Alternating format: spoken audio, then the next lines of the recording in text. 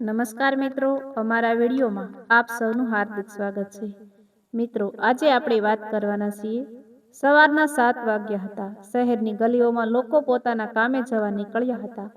સાની લારીઓ પર ભીડ જામવા લાગી હતી અને રસ્તાઓ પર વાહનોની અવરજવર વધી રહી હતી. એ સમયે પીળા રંગની સલામતી હેલ્મેટ પહેરેલી એક યુવતી પોતાના ખભા પર વાયરનો સામાન ભરેલી બેગ લઈને વીજળીના થાંભલા પાસે આવીને ઊભી રહી. તેનું નામ હતું મીરા. ઉંમર માત્ર 28 વર્ષની હતી, પરંતુ છેલ્લા 10 વર્ષથી તે વીજળીના થાંભલા પર ચડીને લોકોના ઘરોમાં પ્રકાશ પહોંચાડવાનું કામ કરતી હતી. રસ્તા પરથી પસાર થતા લોકો તેને જોઈને ઘણીવાર આશ્ચર્યથી કહેતા, "આ કામ પણ હવે છોકરીઓ કરવા લાગી." કોઈ હસતું, કોઈ મજાક કરતું, તો કોઈ તેને જોઈને માથું હલાવીને આગળ વધી જતું. પરંતુ મીરાને લોકો શું કહેશે તેની કોઈ પરવા નહોતી. તેના માટે એ માત્ર નોકરી નહોતી, એ તેના પરિવારની જિંદગી હતી. મીરાના પિતા ગોપાલભાઈ પહેલા વીજ વિભાગમાં કોન્ટ્રાક્ટર પર કામ કરતા હતા. એક દિવસ ફરજ દરમિયાન તેમને ગંભીર અકસ્માત થયો હતો અને ત્યારથી તેઓ ચાલવામાં અસમર્થ થઈ ગયા હતા. ઘરની આવક અચાનક બંધ થઈ ગઈ હતી. મીરાની માતા સવિતાબેન બીજાના ઘરમાં વાસણો ધોઈને ઘર ચલાવતી હતી. મીરાનો નાનો ભાઈ ધ્રુવ ત્યારે માત્ર 10 વર્ષનો હતો અને ભણવામાં ખૂબ હોશિયાર હતો. પિતાની હાલત જોઈને મીરાએ એક દિવસ નક્કી કર્યું હતું કે હવે ઘરની જવાબદારી તે ઉઠાવશે. તેણે વીજળીના કામની તાલીમ લેવાની શરૂઆત કરી. શરૂઆતમાં જ્યારે તે પહેલી વાર થાંભલા પર ચડવા ગઈ, ત્યારે તેના હાથ ધ્રુજી રહ્યા હતા. નીચે ઊભેલા પુરુષ કામદારો હસીને કહેતા, "બહેન, આ કામ તમારા માટે નથી. પડી જશો તો કોણ જવાબદાર?" મીરાએ કંઈ કહ્યું નહોતું. તેણે ધીમે ધીમે થાંભલા પર પગ મૂક્યો અને ઉપર ચડતી ગઈ. થાંભલાને ટોચ સુધી પહોંચીને તેણે નીચે જોયું તો આખું શહેર નાનું દેખાતું હતું. એ ક્ષણે તેને ડર કરતાં પોતાના પિતાનો ચહેરો વધારે યાદ આવ્યો. તેને મનમાં કહ્યું, "મારે ડરવું નથી, મારે ડરવાનું નથી. મારા ઘરમાં અંધારું ન રહે એ માટે હું બીજાના ઘરમાં પ્રકાશ પહોંચાડીશ." ત્યારથી મીરાની સફર શરૂ થઈ હતી. વર્ષો પસાર થતા તે ખૂબ કુશળ વાયર વુમન બની ગઈ હતી. કયો વાયર ક્યાં જોડવો, કઈ લાઇનમાં ખામી છે, કયો ફ્યુઝ બગડ્યો છે, થાંભલા પર કયો ભાગ જોખમી છે, આ બધું તે થોડા સમયમાં ઓળખી લેતી. પરંતુ શહેરના કેટલાક લોકો હજુ પણ તેને માત્ર એક છોકરી તરીકે જ જોતા હતા.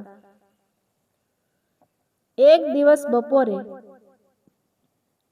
શહેરના જૂના વિસ્તારમાં વીજળી અચાનક બંધ થઈ ગઈ. ગરમી ખૂબ હતી. એક પછી એક ઘરમાંથી ફોન આવવા લાગ્યા. વીજ વિભાગની ટીમ ત્યાં પહોંચી. તપાસ કરતા ખબર પડી કે મુખ્ય લાઇનમાં ગંભીર ખામી હતી અને થાંભલાની ઉપરનો ઇન્સ્યુલેટર તૂટી ગયો હતો. તે થાંભલો ખૂબ ઊંચો હતો અને તેની આસપાસનો રસ્તો પણ સાંકડો હતો. ટીમનો એક કર્મચારી બોલ્યો, "આ કામ જોખમી છે અને ઉપર કોણ જશે?" મીરાએ સલામતીનો પટ્ટો બાંધ્યો અને કહ્યું, "હું જઈશ." એક કર્મચારીએ તરત કહ્યું, "મીરા, વિચાર કરી લે, પાવર પણ છે." મીરા હળવું સ્મિત કરીને બોલી, "જોખમ કામમાં નહીં હોતું સાહેબ, બેદરકારીમાં હોય છે. હું નિયમ પ્રમાણે કામ કરીશ." તેણે હેલ્મેટ પહેર્યું, ગ્લોવ્સ ચેક કર્યો, સલામતી બેલ્ટ લગાવ્યો અને થાંભલા પર ચડવા લાગી.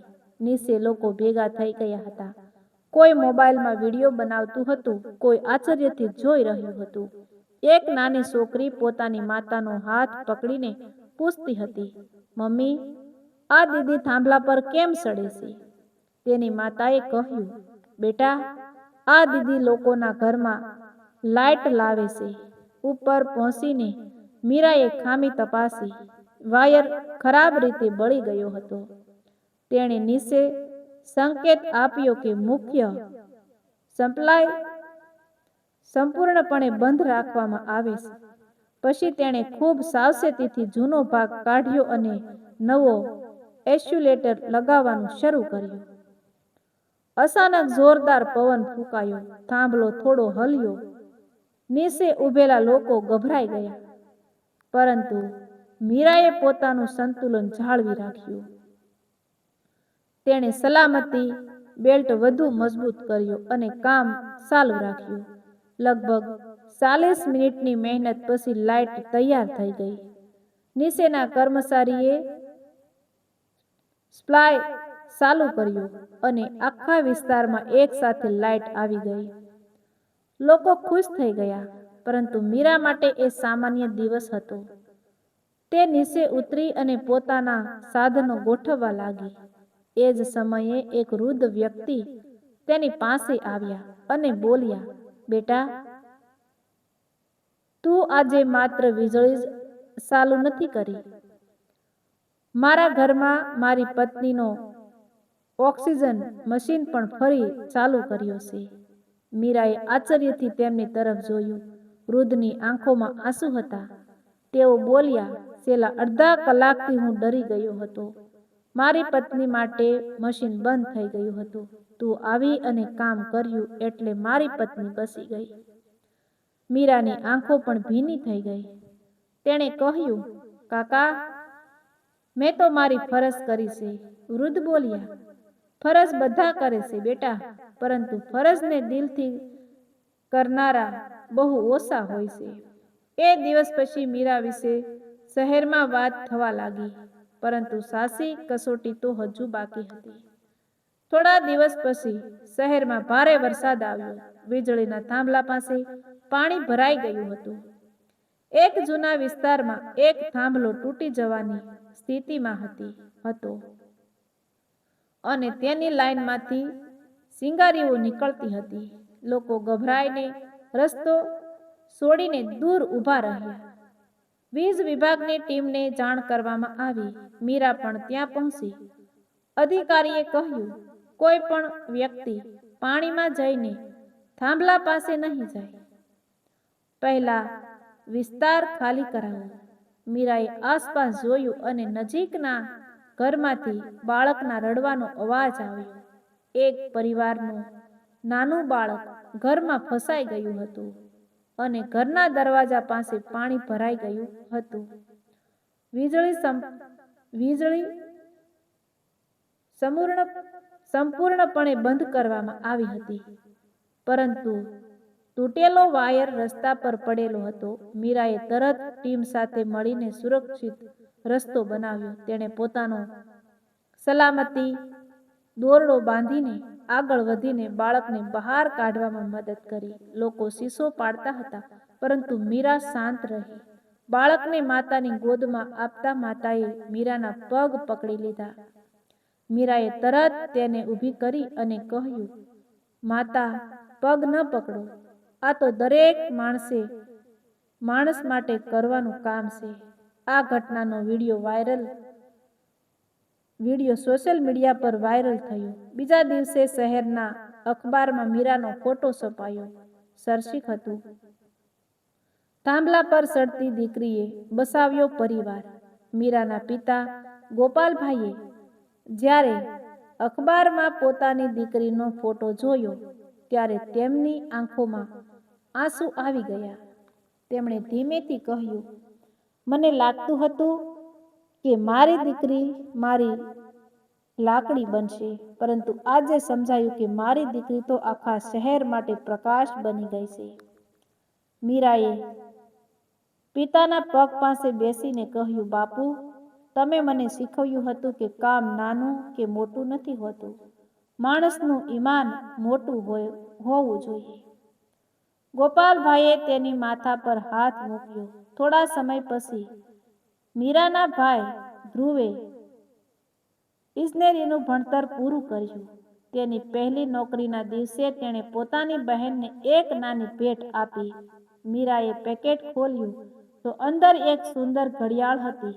ધ્રુવે કહ્યું, દીદી, જ્યારે હું નાનો હતો ત્યારે તમે થાંભલા પર ચડીને અમારી જિંદગી ચલાવી. હવે હું કામ કરીશ અને તમે થોડું આરામ કરશો. મીરા હસીને બોલી, હું આરામ ત્યારે કરીશ જ્યારે શહેરના દરેક બાળકને સમજાશે કે છોકરી અને છોકરાના સપનામાં કોઈ ફરક નથી.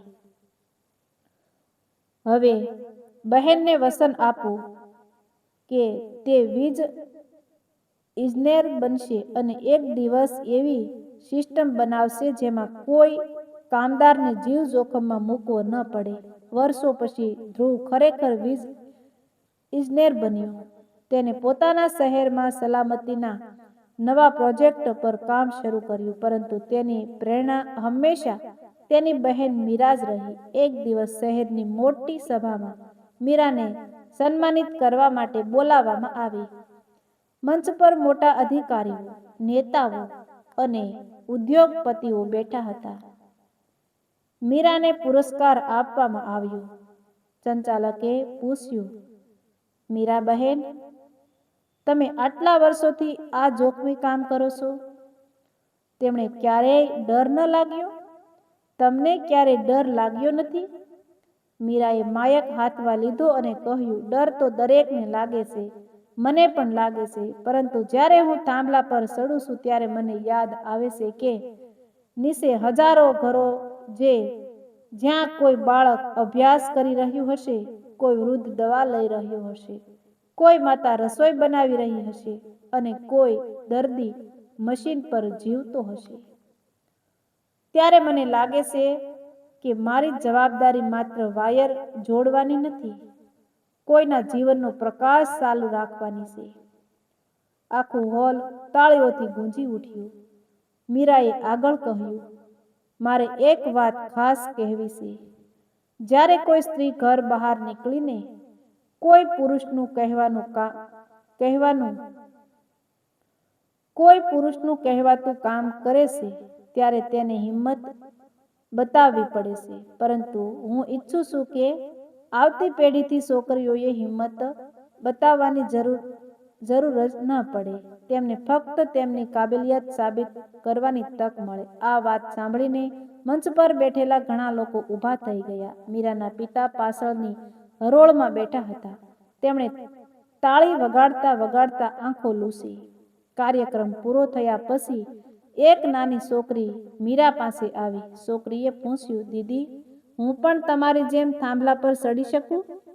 મીરા હસીને તેના માથા પર હાથ ફેરવીને બોલી, તું જે બનવા માંગે તે બની શકે છે, પણ ભણજે, મહેનત કરજે અને ડર સામે ક્યારેય હાર ન માનતી. છોકરીએ કહ્યું, હું મોટી થઈને એન્જિનિયર બનીશ. મીરાએ કહ્યું, એ જ તો મારી સૌથી મોટી જીત છે. તે સાંજે મીરા ફરી પોતાના કામમાં કપડાં પહેરીને ઘરે પરત ફરી. શહેરની ગલીઓમાં હજારો લાઇટો ઝળહળી રહી હતી. લોકો પોતાના ઘરમાં આરામથી બેઠા હતા. કોઈને ખબર નહોતી કે આ પ્રકાશ પાછળ કેટલાય કામદારોની મહેનત હતી. મીરાએ પોતાના ઘરના દરવાજા પાસે ઊભી રહીને એકવાર આકાશ તરફ જોયું. તેને પોતાના પિતાનો જૂનો થાંભલો યાદ આવ્યો. પહેલી વાર થાંભલા પર ચડવાનો ડર યાદ આવ્યો અને એ દિવસ યાદ આવ્યો જ્યારે લોકો તેને જોઈને હસ્યા હતા. આજે એ જ લોકો તેની હિંમતની વાત કરતા હતા. મીરાએ પોતાના ભાઈને જોયો અને હસીને કહ્યું, ધ્રુવ, ખબર છે, લોકો કહેતા હતા કે આ કામ છોકરીઓનું નથી. ધ્રુવ બોલ્યો, અને તમે શું સાબિત કર્યું? મીરા હસીને બોલી, કામનું કોઈ લિંગ હોતું નથી. કામ કરનારનું દિલ અને હિંમત જ તેની ઓળખ હોય છે. અને એ રાત્રે શહેરની હજારો લાઇટો વચ્ચે એક નાનકડા ઘરમાં મીરાના પિતા શાંતિથી સૂતા હતા, કારણ કે તેમને ખબર હતી કે તેમની દીકરીએ માત્ર પોતાના પરિવારને જ નહીં પરંતુ સમાજને પણ એક મોટો પાઠ શીખવ્યો હતો કે માણસની ઓળખ તેના કપડાથી નહીં તેના કામથી થાય છે અને દીકરીના હાથમાં જો મહેનત હોય તો એ જ હાથ આખા પરિવારનું ભવિષ્ય બદલી શકે છે। તો મિત્રો, આવા જ નવા વિડીયો જોવા માટે અમારી ચેનલ લાઇક, શેર અને સબસ્ક્રાઇબ કરી દેજો જો વિડીયો પસંદ આવ્યો હોય તો।